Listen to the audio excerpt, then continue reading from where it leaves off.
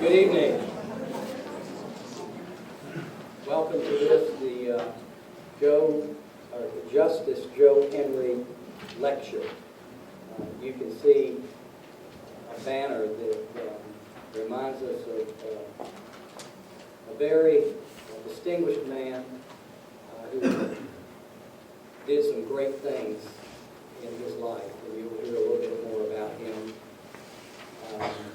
Served his country in a number of ways, and was someone who really helped us stay through some difficult times and did it in the right way.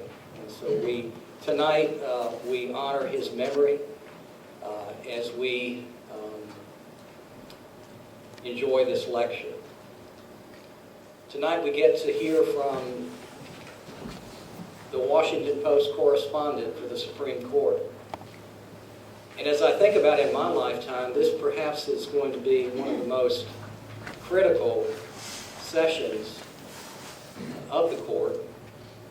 They will be approaching issues that we all know about. They handle about 50 cases a year. They reject, you'll hear hundreds. This year they have cases that deal with DACA, which is real important to us because we have dream students on our campus that we know that are worthy of citizenship in this great land. And then the issue of abortion, right to life, will be on their docket. The issue of equal protection under the law will be on the docket. The issue of gun rights, Second Amendment issues will be on the docket. I was telling Bob Barnes a little earlier that a lot of what they do is more mundane than that. So one of the cases on the docket is about Lucky Brand jeans and who owns the rights and have they been infringed upon. And so it's just a fascinating branch of our government. And I'm so glad that you're here tonight to learn about the Supreme Court, particularly in this time where where the nation seems to be divided politically. Tomorrow at 11 o'clock we have the opportunity. Bob Barnes' wife, Lynn Perry, journalist in residence at American University in Washington, will speak on media and ethics at 11 o'clock in the Galt. And so please come to that. We have another individual with us tonight who has been the chair of our board of trustees for 8 years and has given incredible service to this college. Not just in terms of his generosity and his philanthropy, but more importantly, his heart, soul, and time to this college. At our last board meeting, we let him go in terms of being chair. He arranged for someone else to be elected, so we want to honor you, Byron Trauger. Byron Trauger is a very successful attorney, but also has served civically and politically in ways that have made our country better. And he, in one of those ways, is serving on the board of Martin Methodist College, and as chairman, but also we won't miss him because he'll remain on the board. So without further ado, Byron Trauger is going to come up and speak about another trustee, a trustee emeritus, Joe Henry, the son of Justice Joe Henry. It falls to me to speak for just a moment about the next speaker and his father.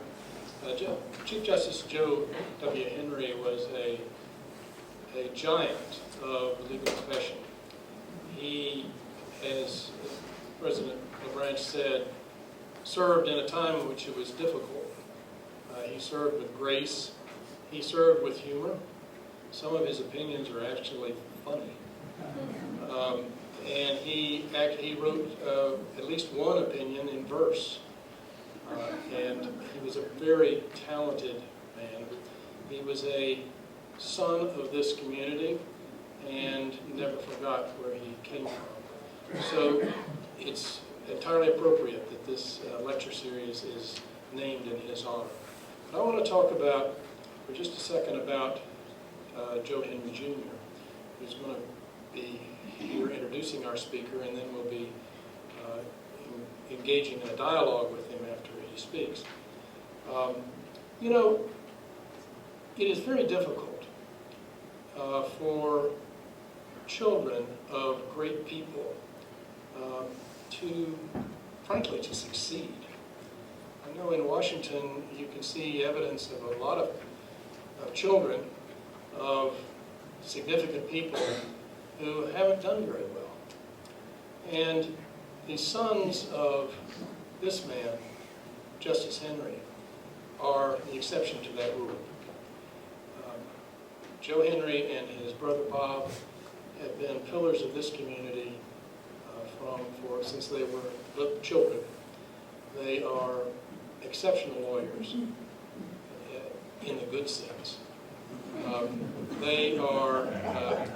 Their influence is felt well beyond this community in legal circles across the state. And I think it's a tribute not only to them, but to their father, that they have succeeded in an environment in which many children find it difficult to do. Joe is, as Mark said, was a long-time trustee. It took us a long time to get him off the board of this college, but we finally succeeded last year. He is a committed person of faith, a pillar of the First Methodist Church down the street, and he has been a leading citizen here. And I know I'm talking to people who already know him, so I'm not going to go any further because I'm afraid there's some of you who may stand up and say you'd like to be heard about the other side of the story. But I'd like to tell our speaker tonight that if you have a legal issue while you're in town, you would be in good shape at Henry and Underwood. But if you get in trouble, you better go see them. So it is an honor to introduce the man who knows that the truth of what Martin Luther King Jr. said when he said that the law cannot change hearts, but it can restrain the heartless. And here's a man who has restrained the heartless, Joe Henry.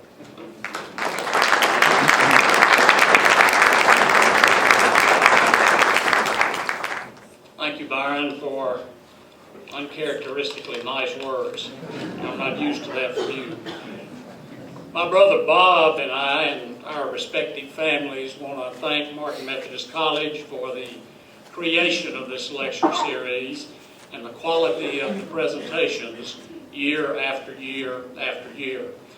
We're honored by this recognition of our father and are glad that so many people are here with us tonight. We appreciate your presence. Tonight's program is no exception to the previous programs that many of you have seen in terms of substance, interest, particularly in terms of timeliness, and the resume and quality of our speaker. The topic, as Mark alluded to, is the United States Supreme Court and its role in a politically polarized society. I can't think of any more timely topic today than that. The Supreme Court, many of you know, if not all of you, touches each of us here and all over America in multiple ways, indirectly and directly. And it does it every day. We feel the impact of what the United States Supreme Court decides on a daily basis. Whether we know it or not, it's there. From consumer affairs to crime, from border security to birth control, from gay rights to gerrymandering, from civil rights to campus security, from presidential power to police procedures, from from Bush versus Gore, and on and on and on, and everything in between. It affects all of us all the time. Bob Barnes knows this better than most. He's a national political editor for the Washington Post, who, by the way, just got their subscription canceled by the White House. So we'll be taking up a donation for the Washington Post before we leave today, starting with you, Charlie. I've got you back there. And he has seen the Supreme Court up close and personal. He has served as the Supreme Court correspondent for the Post since 2006. He actually started with the Post in 1987 as a reporter, and I think has served in multiple positions from reporting to editing and everything in between to his today's assignment. And he has been involved in and covered multiple political events and campaigns, and he's aware of the Supreme Court and the ins and the outs and why it's so important to all of our lives. He's an accomplished person. He's a man, by his own admission, obsessed with the Supreme Court, and tonight he's a friend of Martin Methodist College. So please welcome Robert Barnes. Well, hello, everyone.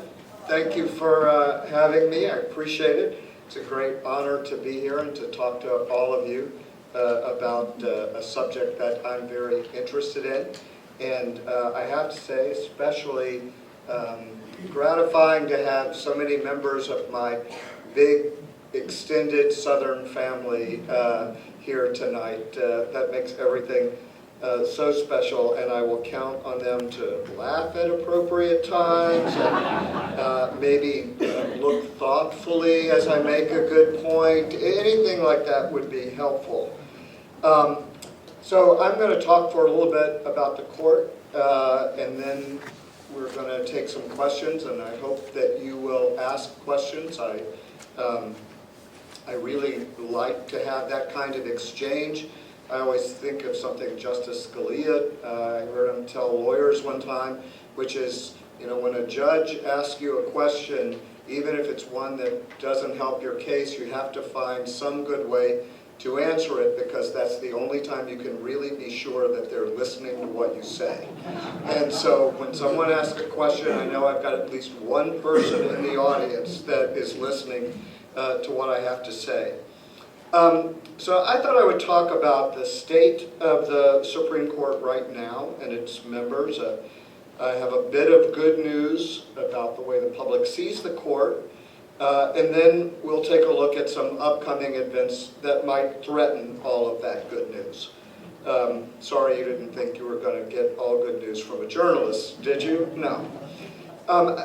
When we talk about the modern Supreme Court, the one we have right now, we have to go back to February 13th, 2016. The conservative icon, Justice Scalia, was found dead that morning on a hunting trip in Texas. It was a shocking event to everyone, those who cover the court, those outside the court. And the next thought was, how is his death going to change the court? Normally, that would have given President Obama the chance to place his third justice on the Supreme Court, and it would have created the first Democratic-nominated majority on the court in decades. But Senate Majority Leader Mitch McConnell was determined not to allow that. He said the Republican-led Senate would not consider anyone Obama nominated, and said people should decide that November which president would get to name the justice that would set the court's course for years to come. He held the line, refused to hold hearings on Obama's nominee, Judge Merrick Garland, a more moderate choice who Republicans for years had said would be their preferred candidate should a Democratic president get the chance to make a nomination. Candidate Trump did something no presidential candidate had ever done. He put out a list of potential Supreme Court nominees and said his choice would come from that list. There were well-respected conservative judges from around the country, and it really won him a lot of support. He recognized how important the court was to Republicans and evangelical voters. Of the voters in the 2016 election who said the Supreme Court was their top priority, 56% of them voted for Trump. And according to an exit poll that the Washington Post did, 26% of all Trump voters polled said that the Supreme Court was the basis of their decision to vote for the president. With his first choice, Trump picked Neil Gorsuch, a Colorado judge, and in his short time on the bench, Justice Gorsuch has proved himself to be as reliably conservative justice as Scalia was. He votes far more, for instance, with Justice Clarence Thomas than he does with Chief Justice John Roberts. And then there was another dramatic change last year. Justice Anthony M. Kennedy announced his retirement. Kennedy for years had been the court's man in the middle, most times voting with his fellow Republican-nominated conservative colleagues, but splitting from them in important decisions. Kennedy formed a majority with the liberals on the court in the most recent challenge on abortion rights, affirmative action. He wrote each of the court's major decisions on gay rights, including the one that found a constitutional right for gay couples to marry. Kennedy was replaced by Trump's second choice for the court, Brett Kavanaugh. You may have heard of him. He is thought to be on Kennedy's right on most matters, though on his first term on the bench, it did not present much opportunity for us to really confirm or repudiate that theory. He seemed determined not to make waves after what the confirmation he went through, although he supported without fail the Trump administration's initiatives that came before the court. And he voted in the majority of the court's decisions more than any other justice. Now, the most interesting thing for those of us who really pay attention to the court is the role of Chief Justice Roberts. While it's been the Roberts Court in name since 2005, it became the Roberts Court in fact when Kennedy retired. For the first time since the 1930s, the Chief Justice is also the ideological center of the court. And we had a glimpse of how he might use that power this past term, when the court had what I thought was an intentionally non-controversial docket. There were two big decisions. One was whether federal courts have a role in policing state electoral maps for extreme partisan gerrymandering. That means letting the political party in control draw lines to maintain that dominance. Republicans, because they were in control in most states, had used that to their advantage, although, of course, Democrats do it when they're in control of a state. The other case, somewhat related, was whether the Trump administration could put a citizenship question on the census form that will go to every household in 2020. Now, even the census's own experts had said that would lead to an undercount of immigrants and minorities who would be afraid to supply information that a non-citizen was in the household, and that would harm Democrats in the next reapportionment. So Roberts was the controlling vote in both of those cases, and he split the difference. Joined by his fellow conservatives, he said federal courts have no role to play in protecting voters from gerrymandering. That's between voters and their elected representatives, he said. Nothing in the Constitution provides a test for justices to decide when some politics becomes too much politics. But he joined the liberals in the other case, saying no to the Trump administration on the census. He said the administration had not followed the proper rules and had made up an excuse for adding the question that did not make sense. So remember when I said there was some good news for the court? Recent polls show that Americans seem to like that split approach. Earlier this week I was in Milwaukee to be part of a seminar on an extensive poll that Marquette Law School did about public opinions about the court. And that poll found that the court was far and away more trusted than either Congress or the executive branch. Now, you might call that the tallest pygmy theory. But it also showed that people think the court generally gets it right, that the more closely people follow politics and civic affairs, the greater confidence they have in the court, and that the percentages of people who think the court is either extremely liberal or extremely conservative are very small. Now, there's a big partisan difference. Republicans are far more likely to say they're satisfied with the court than Democrats. And even though the public in general seems satisfied with the court, voters are at least intrigued with some recent calls that have come to change the court by altering the terms of the justices, now they serve for life, or by increasing the number of justices on the court, so-called court packing that we remember didn't go very well for a president in the 1930s. And we can talk about these later if you would like. The bad news, partisan differences, I think, will only increase this year because of what's coming for the court. As others have alluded to, the court has a powerfully controversial docket for the term that began earlier this month, and it will test Roberts' efforts to portray the institution as above the noisy and partisan battles of the moment. Two unknowns: the health of the court's oldest member, Justice Ruth Bader Ginsburg, and whether the court will be drawn into the legal consequences arising from the House Democrats' impeachment inquiry into President Trump, add to the uncertainty about what this term will be like.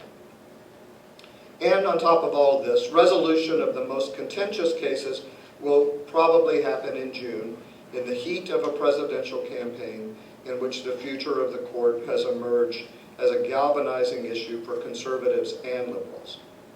So just take a look at the court's agenda.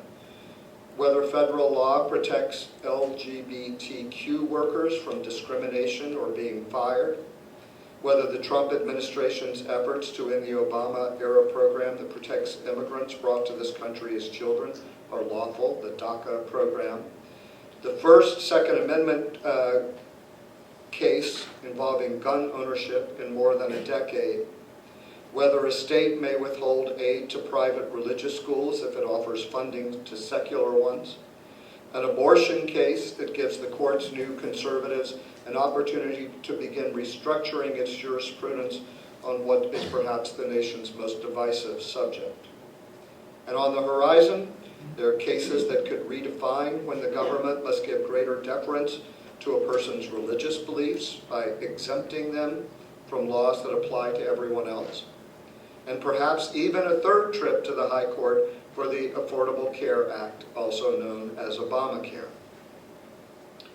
The court's conservative majority, and make no mistake, Roberts is a conservative, is in position to be more assertive this term, according to those who watched the court. And some conservatives see a real opportunity.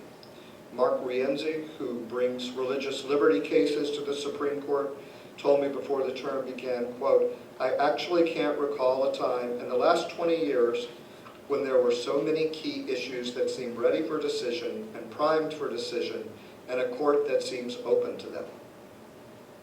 Now, determining how far and how fast the court moves will be Roberts, who is 64 and entering his 15th year as Chief Justice. Roberts uses every public appearance to try to persuade listeners that the court, with conservatives chosen by Republican presidents and liberals by Democratic ones, may be ideological, but it's not partisan. And I want to say, the last thing seems like common sense. Republicans will nominate conservatives, Democrats will nominate liberals, but it hasn't been that way in the court in the past. There have been surprises or conservatives that Democrats have done. Some Republican-nominated justices have moved to the left when they've gotten on the court. So this really is a change, this idea that the conservatives are all of one party, the liberals are all from another. But Roberts, when he talks about it, plays that down. He says, when you live in a politically polarized environment, people tend to see everything in those terms. He said that last month at an event in New York. Because that's not how we at the court function, and the results in our cases do not suggest otherwise.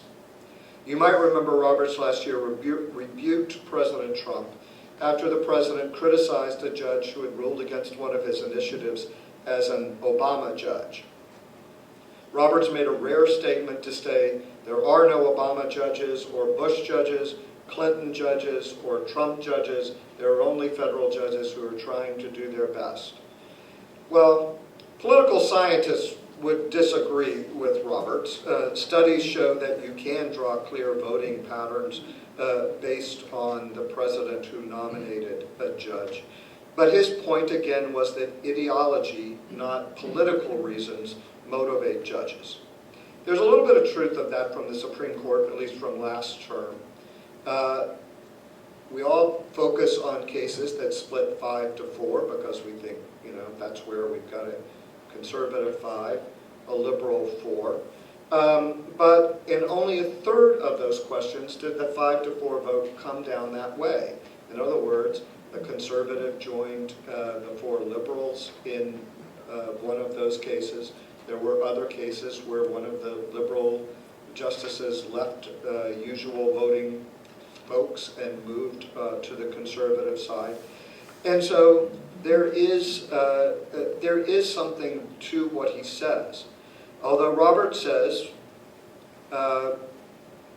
with I think some validity, that the discord between the legislative and executive branches leaves the court with more decisions to make that affect American society because Congress can't agree with itself, and it certainly can't agree with the White House. Roberts says, we do seem to be getting more and more involved in every aspect of society in a way that would have been surprising to the framers of the Constitution. But guess what the Constitution is perfectly clear about? And that is that the Chief Justice presides over a Senate trial when the House votes for impeachment. So Roberts is a meticulous man. I imagine he is already preparing and reading what history tells him about this. And I think it's a position he will very much not like to be in. But even before that, even if the House moves for impeachment, votes for impeachment, and the Senate is forced to hold a trial, the Supreme Court could be called in for some other messy issues that involve investigating the president. It could be called into service if members of the executive branch continue to refuse congressional subpoenas that they testify. There are few precedents for the court to rely upon. And it's notable that the court's past decisions on such issues, whether President Nixon had to turn over White House tapes to a grand jury, whether President Clinton would be deposed in a civil suit by one of his accusers, the justices were unanimous in those rulings, including justices nominated by the 2 presidents who were involved. It'll be fascinating to see if the court can summon that unanimity in the cases involving President Trump, no matter which side they take. And there are some events, as we talked about, as I mentioned, that are beyond the court's control. Justice Ginsburg's health is one of them. In December, the senior liberal member of the court had part of one lung removed after cancer was discovered. The recovery caused her to miss a round of oral arguments for the first time in 26 years on the bench. This summer, the 86-year-old announced that she had undergone radiation treatment for a tumor on her pancreas. She was immediately back to work. She says tried to counteract those worries about her condition with an impressive show of vigor, nearly a dozen speaking engagements in September alone, traveling to Buffalo, Chicago, Little Rock, New York, everywhere in between. She's just returned from California. In her first 2 weeks on the bench hearing oral arguments, she struck me as looking exactly as she had in the past. You must remember she's looked frail for about 30 years now. But totally in command of the docket with a strong voice. Still, she's 86. If her health forces her from her seat, the Republican Senate has made clear it would move quickly to ensure that President Trump would name her replacement and solidify conservative control of the court. Remember McConnell's statement from 2016 about how the next president should decide the nominee if a court opening occurs in an election year? No longer operative. he has said that that doesn't count when one party controls the White House and the Senate, as Republicans do now. So I think that sets the stage for where we are. I hope it does. I look forward to answering questions about the court and your questions about the court as well.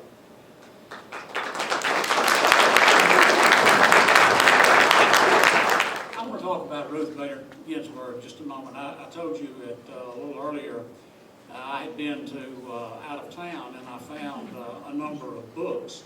I already had the notorious RBG and have read that, and there are a bunch of other books and materials out there about Justice Ginsburg.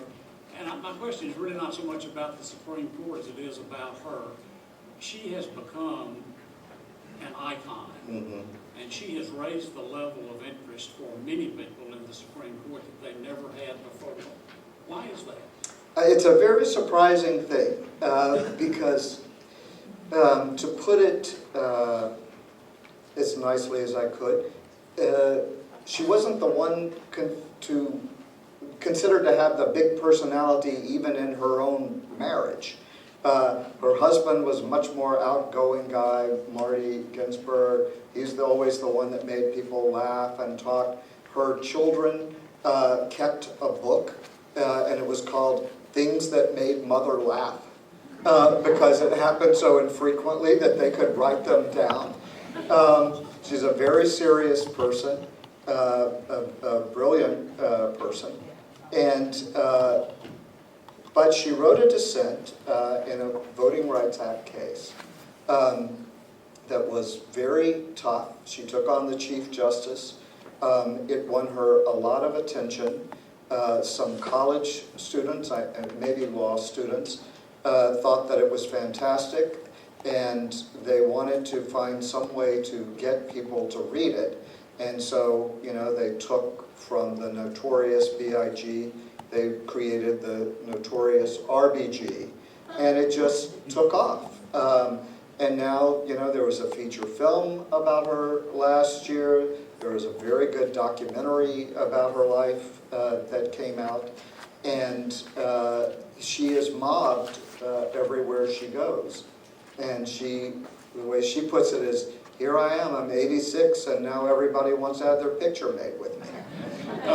It's really remarkable. You can buy posters, RBG posters, to hang on your wall, and she's quite a woman. Yeah, if you notice when she makes public appearances, she usually comes to the stage carrying a bag with her that says, I dissent on it. And you'll know the answer to this, I don't, but I read somewhere that dissent that made her famous, she said, I dissent, as opposed to I respectfully dissent. And that was interpreted to be the strongest dissent, the strongest words that she could come up with by omitting the word respectfully. Yeah, is that there is something to that. And most of the times they say, I respectfully dissent. Some never say that. They always just say, I dissent. And so you have to sort of go back and look to see what they've said in the past to see if they're doing anything else, something that out of the ordinary for them. But it is, when a decision comes down, whichever justice wrote the majority opinion gives a brief summary of it from the bench. And then it usually concludes by saying, justices so and so joined the opinion, justices so and so dissented. But when one of the dissenters feels particularly strongly that the majority got it wrong, he or she will read part of their dissent from the bench. And that was certainly one in which Justice Ginsburg did that. Okay. Let me see. Jennifer, we have some questions over there. Yes, we have one. Okay, well, I got some more. If we can. Just didn't want to take their time. Thank you. All right, let's see what we got. Okay, I'm not asking that. I'm just kidding. Is there any going back after the Kavanaugh confirmation Or is that our new normal to expect moving forward? Well, I think the confirmation process, almost everyone agrees, is broken, and no one knows how to fix it. And you know, I don't think that anyone watching that, even before the sexual harassment and sexual assault charges came out, I don't think anyone watched that and thought, these are senators trying to figure out if this is a person who deserves to be on the Supreme Court or not. They had already made up their mind. And so when that happens, then you wonder what sort of is the relevance of it, what is the importance of it. You know, a lot of smart people think we've reached a point in which it will be impossible for the president of one party to get a nominee approved if the Senate is controlled by the other party. The stakes are too high, the partisan movement is too strong, the public doesn't punish senators for taking this approach to it. And I think when that happens, the court is really going to have an awfully hard time presenting itself as being above politics when you can't get someone through of a different party. That is not the way it used to be, but it's the way things have been moving now for a while. Both parties play this game. It is there's nothing more hypocritical than a senator who complains about how judges are treated in one administration and then changes 180 degrees when it's his or her party that's doing the nominating. And so I think, I don't know what confirmation hearings are going to look like in the future, but I don't think that we're on the road to recovery. Well, that's a good question. I thought it was disgraceful for everybody involved. It was just embarrassing, and it didn't get to the point. But anyway, whoever did that, thanks for that question. Another question is what is your opinion on Pete Buttigieg overhaul of the Supreme Court, changing the number of justices to 15?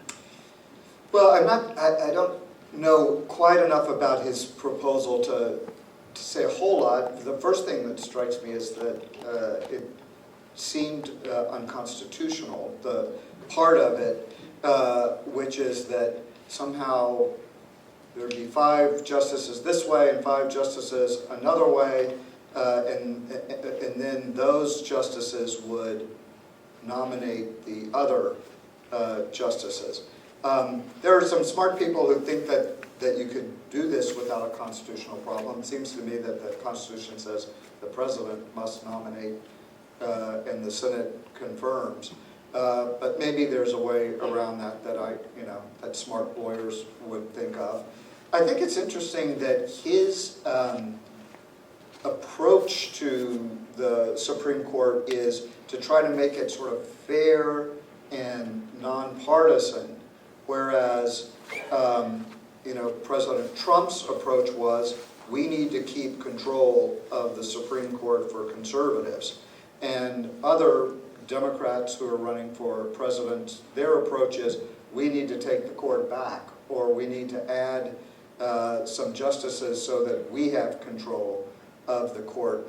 He does seem to be the only one who's sort of looking for this kind of what will make the court fairer and more nonpartisan, or at least the only one I've heard sort of come up with a plan about it. I think it would be hard to pull it off. Do you think that the problem with all of this, not only the confirmation hearings, but to answer this question, is a lack of statespeople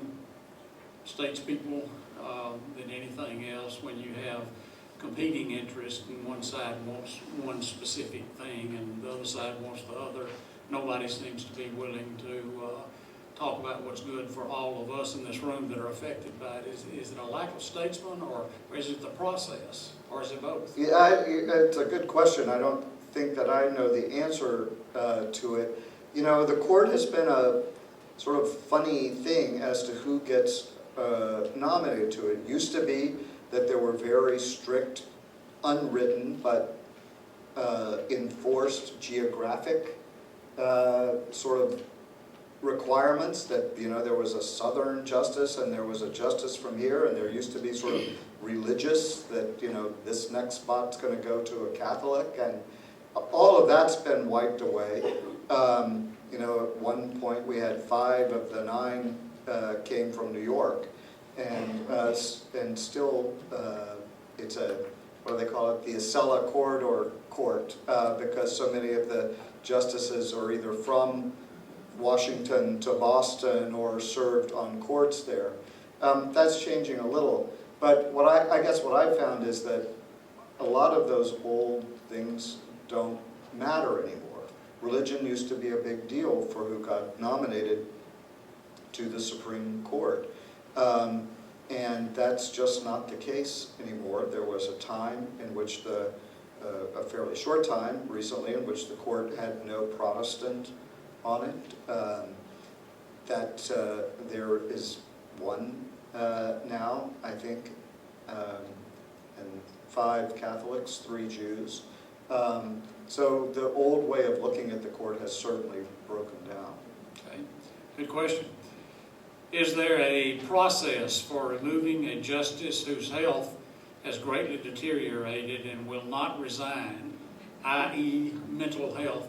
And Tim and Bob are particularly interested in this because they're trying to get rid of me for the same reason. Well, there's definitely a way to do it for a law partner. I'm sure there is. You know, it's a good question. I think that there must be. Certainly, you can impeach judges. There have been stories about justices who were sort of forced off or shunned by some of the other justices. I believe there was a time in which the court refused to let one justice be the deciding vote because they were so concerned about his mental capabilities. You know, I think what I've experienced on the court is that justices have somebody who watch out for them. Justice Stevens, who died this summer, said that he had Justice Souter, and you know, Justice Stevens was quite old, in his 90s when he retired from the court, but super sharp. He went on to write, I think, 3 books after he left the court while in his 90s, and he died just short of 100. But he had told Justice Souter, watch out for me, and if you see me slipping, I'm depending on you to tell me. Unfortunately, Justice Souter left before Justice Stevens did, but Justice Stevens said that he made the decision to retire because he was dissenting in the Citizens United case, the case you're probably familiar with about political contributions from corporations and unions. He felt very strongly. He read his dissent from the bench, as I was talking about, but he stumbled a lot. He hit the microphone when he was talking. He had trouble finding his words.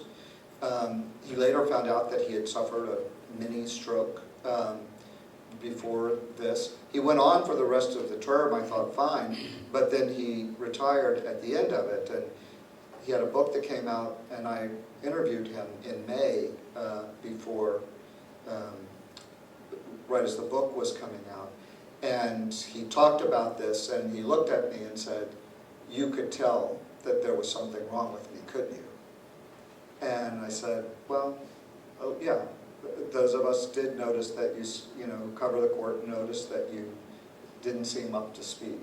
And so I think more likely now the justices see it in themselves and decide to go. You know, you mentioned Citizens United. It was Citizens United and Bush versus Gore, I think, that energized a lot of people. in feeling that the Supreme Court had finally gone too far. They had overstepped their bounds, or its bounds. How did you sense that as it was going on from a public opinion standpoint? Well, I think it's a big deal. I mean, usually when I give talks, maybe not quite as much anymore, but certainly in the years after that, almost every group I talk to asks me a question about Citizens United. It was a very unpopular opinion. It remains an unpopular opinion. In this Marquette poll I just talked about, they asked about it, and people are overwhelmingly against it.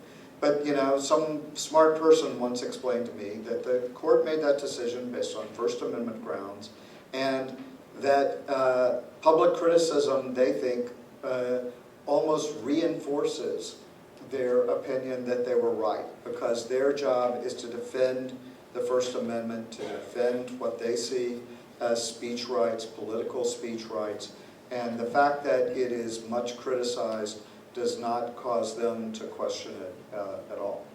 Well, this question sort of goes with that a little bit. It says, when writing about a judge's decisions, many journalists identify the president who nominated that judge. Does that practice reduce public confidence in judges, particularly judges of the lower courts? It's a good question, something that I personally think about, and I know that other places have tried to develop a rule about. I sort of look at it this way: when you're reading the story, do you want to know what that judge's background is? I think in some cases it wouldn't matter at all. I think in other cases you do want to know. And so I don't do it in every story. I'll just speak for myself here. I don't do it in every story, but I do it when I think that it's going to be a question that readers have in their mind. And it's not always to say that, you know, Republican judges voted this way and Democratic judges voted that way, and so, aha, now you know it doesn't have anything to do with the law. I don't think that's the case at all, and sometimes it's important to say when it is a panel of all Republican-nominated judges who, for instance, voted against one of President Trump's initiatives, or the same way when Obama was in, and you would say that, you know, the judges who had been nominated by Democrats voted against the administration's position. So it's a tough decision. I understand the concern that it does reduce them in a way, and I think maybe some other information about those judges or justices should also be included. The length of their service, for instance, how long that they've been around, whether they have voted on issues like this before. And so, for me at least, I sort of I do it on a case-by-case basis. Okay. And this is about you more personally, Yeah. I think. Okay. You know, the Supreme Court, you may have a term and they may drop one case, and you've got time to do that. They may drop 5 cases or however many they might in one day, and then all of a sudden it's a race to the top for journalists, I would assume. And this question is along those lines. What does your job look like on a daily basis in the office and at court? Well, at the end of the term, remember that I Love Lucy where they're trying to wrap the candy and the conveyor belt keeps getting faster and faster? That's what it looks like in June. Unfortunately, and I do think it's unfortunate because some of the biggest cases come in, you know, groups. We'll get 2 or 3 important decisions all on the same day. And I think that that is unfortunate because those are the cases you would really want to spend more of your time with and writing as well as you could about them. But, you know, it's the nature of the beast. Somebody who lives on a deadline is not going to criticize justices who work on a deadline. You know, that's just how we do it. You know, as you say, some days it's an easy day. Other days it's very tough.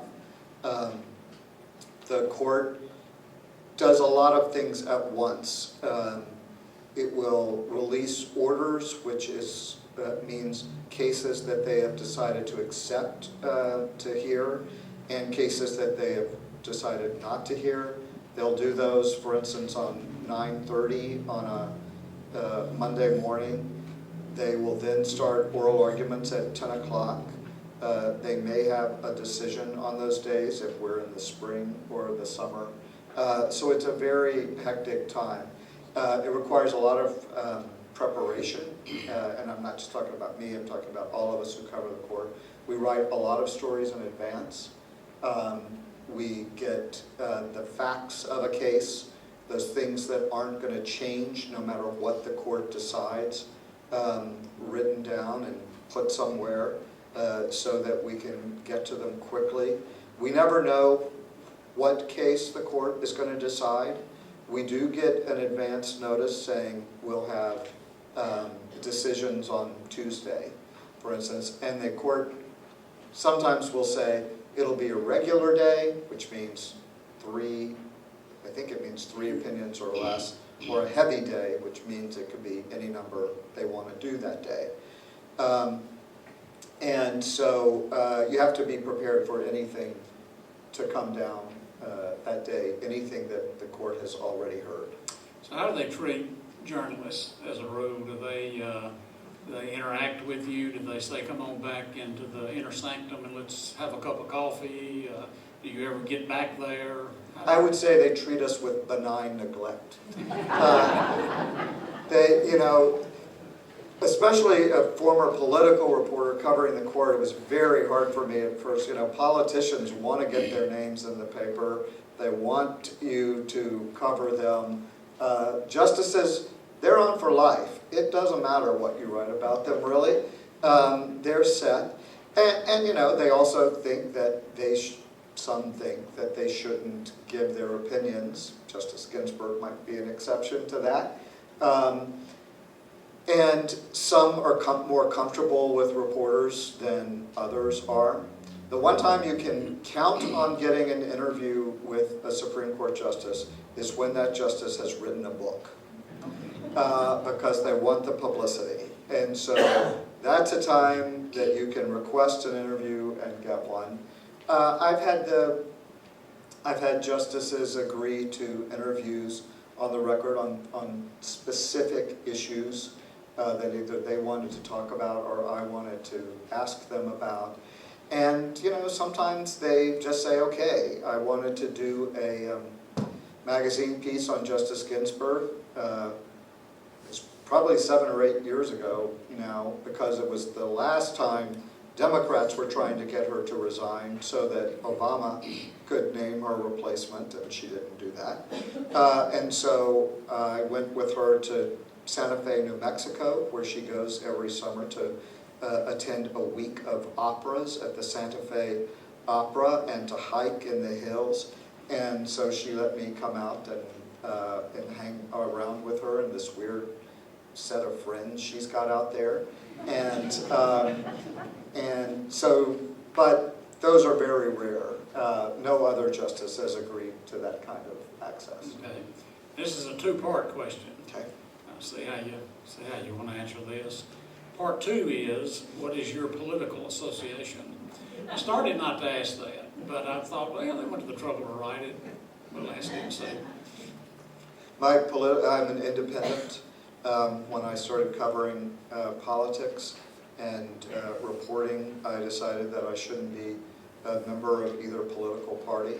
And so if you look up my voter registration in Maryland, as I'm sure people have done time to time, you'll find that I'm an independent. It means basically in this liberal democratic part of Maryland we live in, I don't get to make any decisions about anything, because everything is decided in the Democratic primary and I can't vote in it. So. Okay, fair enough. This is... let me say one other thing. A question I often get that's sort of related to that is, how do you remain objective in writing about the Supreme Court? Maybe you have that question in there, so I'll go ahead and do it. It's actually the easiest beat in the world to remain objective in, because you have two sides of an issue, and you have probably the best lawyers in the country writing briefs and arguing those points, and you have, beyond that, a huge number of very smart lawyers and organizations who are filing amicus briefs telling the court why it's important that they rule one way in this case, or why it's important that they rule the other way. I mean, it's really shooting fish in a barrel to be able to point out the good arguments of these issues on both sides. All right. This is a good question that asks the eternal question. I don't know if there's an answer to this or not. Do you feel that despite... Like Solomon up here. Yeah, that's right. Do you feel that despite our government being bipartisan, do you feel that a common ground between both parties could be reached in order to better combat headliner issues such as gun rights, abortion, gay rights, LGBTQ? Is a common ground being reached in the near or distant future possible, or will it always remain the way it is now? I don't know, but I don't see the common ground on some of those issues, frankly. I think you're sort of on one side or you're on the other. Now, I mean, how would the Supreme Court handle that? The Supreme Court might handle it by making their decisions very narrow. You know, the gay workers, transgender workers issue that is before the court right now is not a constitutional question. It's about federal law that was written in 1964 that protects people on the basis of, and says that they can't be discriminated against because of race, color, national origin, or because of sex. So what does because of sex mean? Does it mean the way we've always thought of it, that men can't be treated differently or worse or better than women and vice versa? Or does it mean something else? So the court could decide that in a, I guess the court has to be either yes or no on that one. But I mean, truly the issue is for Congress, and Congress could write the law and make it very clear as to what it means if Congress could agree on it. And so that's what I said when I think the Chief Justice is right, that Congress often pushes some things to the court that the court has to decide that could be easily decided in our democratic forum. Okay. I have a question in here about Mitch McConnell that I'm not going to read, but it's an excellent question. Whoever wrote that, see me after we get through. In the history of the court, what do you consider the best and the worst decision? That covers a lot of territory. That does cover a lot of territory, and I also don't really think it's, I don't really think that's for me to decide. You know, I don't, there's some things I'll give my analysis on, but not my opinion, if you could draw the line that thin, and I don't think that I should probably answer that. I think what many people would tell you, and probably what many people on the court would tell you, is that Dred Scott was the worst decision because it said that Americans couldn't be citizens. Some Americans could never be citizens. And Brown v. Board, which got rid of segregation, is the best. But, you know, I think lots of people could pick their own best and worst, and it's not for me to decide. All right. And then here's a question. Does the Chief Justice serve in that role for life? How could the Chief Justice be demoted to a non-Chief Justice? The Chief Justice is the Chief Justice for life. When someone is nominated, they are nominated to be the Chief Justice. You might remember John Roberts was nominated to fill the seat of Sandra Day O'Connor, who was retiring. But before he was confirmed for it, Chief Justice Rehnquist died. And so President Bush shifted Roberts over. So he was no longer going to be nominated to be an associate justice, but to be the Chief Justice. And trivia, but might be important if you ever have to introduce him at something. He is not the Chief Justice of the Supreme Court. He's the Chief Justice of the United States, just as the President is the President of the United States. And that means that he is over all of the judiciary, not just the Supreme Court. And he is only the 17th person who has ever served in that role, even though we've had, what, 45 presidents? And I think that's one of the reasons Roberts takes his job so seriously as a defender of the institution. If they'll just ask that at the Mexican trivia night, I'm in business. Exactly. All right, the Constitution is the supreme law of the land. That being said, and I think this is an interesting question. If the framers came back into 2019, do you think they would suggest amending the Constitution in any way to pertain more closely to the way society has changed, perhaps a more modern translation? That's a good question. It is. I'm probably not nearly smart enough to answer it in any way that would satisfy anyone. I think certainly the criticism of the Constitution was that it talked about the people, but the people at the time that the Constitution was talking about didn't mean people of color or women or, in some cases, people who didn't own land.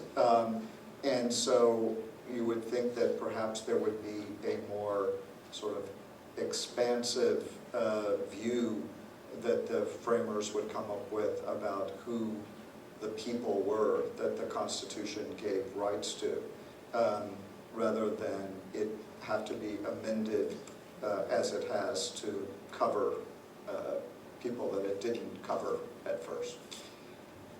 I saw a video of you the other day making a presentation at the University of Florida.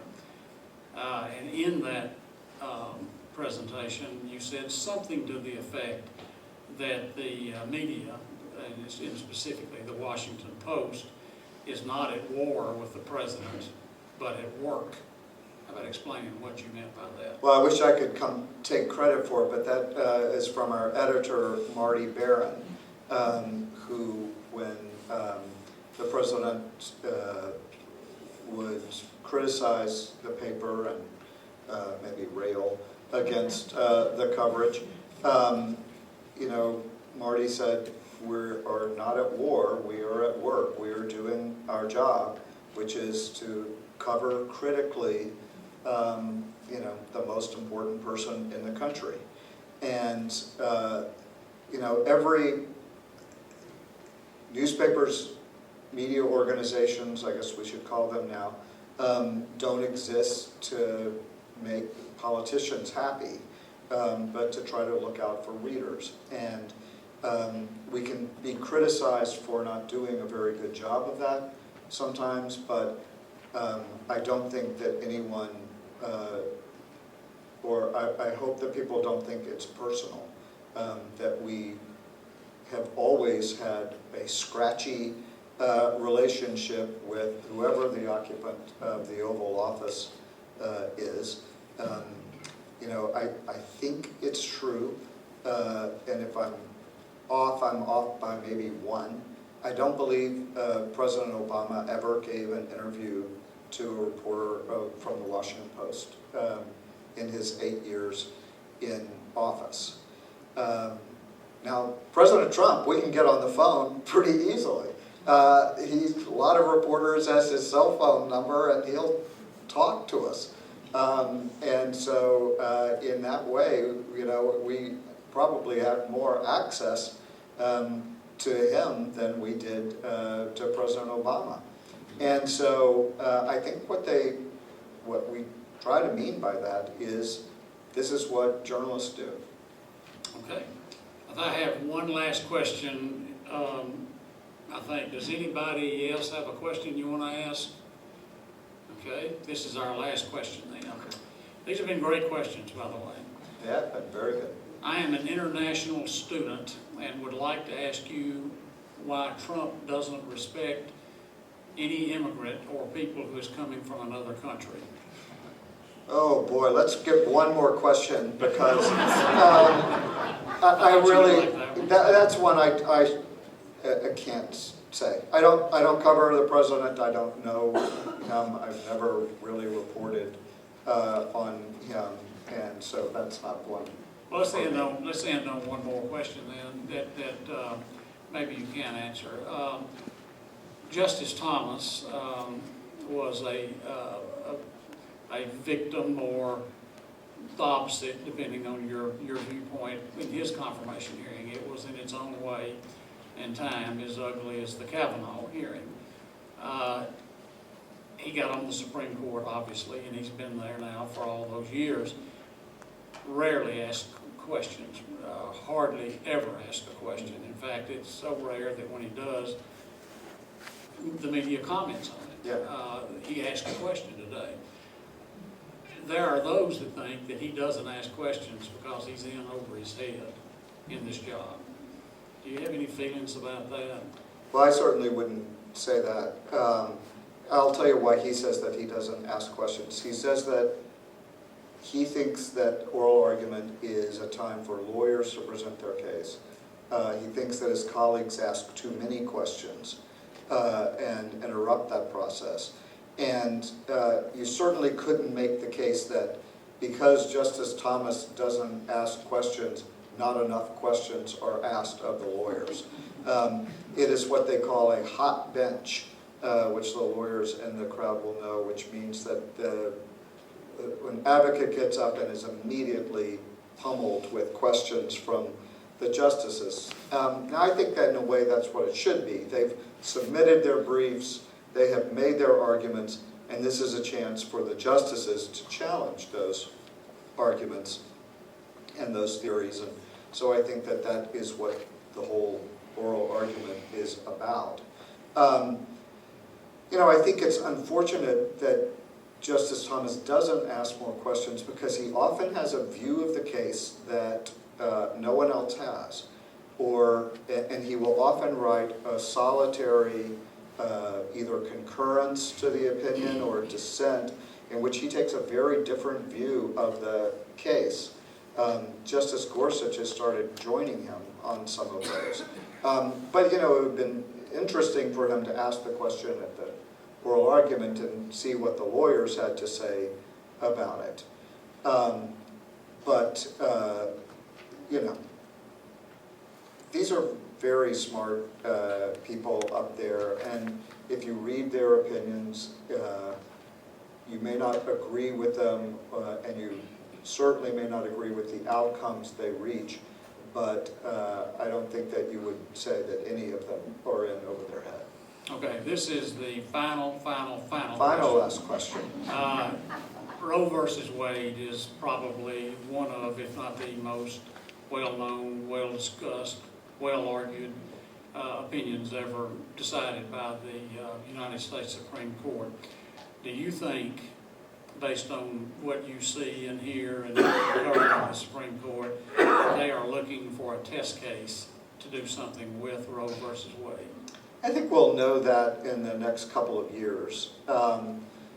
The abortion case that they have this time involves a Louisiana law that is very similar to a Texas law that the court struck down a few years ago. It involves whether doctors who perform the procedure have admitting privileges at a nearby hospital. The Supreme Court said that that may sound like something that is either common sense or would be helpful, that it really isn't, that doctors don't need admitting privileges, it's hard to get admitting privileges at hospitals, that it, you know, and that it was passed as a way to make it harder for a woman to access the procedure, not to protect the woman's health, because you couldn't prove that there was any proof that it would help in that way. So Louisiana did the same law, basically, but a lower court upheld it, saying basically, well, Louisiana is different from Texas, so this case is different. The court's going to take that case, and it'll be interesting to see what they do with it. Justice Kennedy was in the majority a couple of years ago when they struck it down. He's now gone. Will the court stand by that precedent, or will it, draw the line narrowly to move it, sort of distinguish those two decisions? A lot of people say that you don't have to overturn Roe v. Wade to pass more restrictions on abortion, that there are plenty of ways to do it, and the court has done it in the past. So you have to ask, would they want to, do they want a headline that says the Supreme Court overturns Roe v. Wade, or would they rather look at these cases on a case-by-case basis and rule on them, and perhaps allow states to pass more restrictions on abortion, because that's really what we're talking about, returning it more to state control and allowing states to put more restrictions on it. That seems to me a more logical way that the court would want to move than to overturn something that's, such as cultural, institution that will have such heated debate on both sides. But, I'm not a predictor of what the court does.